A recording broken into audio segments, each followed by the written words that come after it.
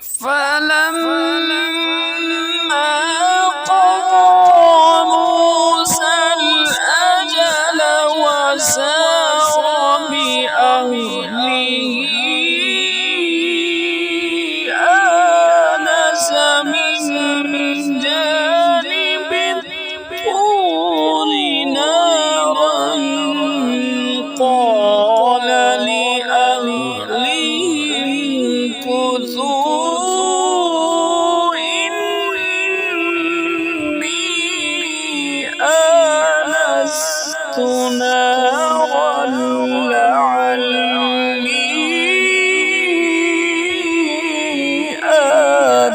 آتيكم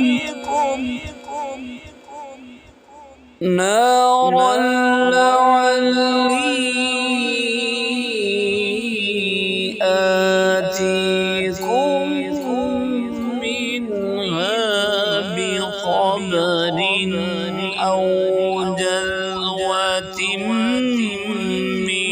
من النار لعلكم تصطلون.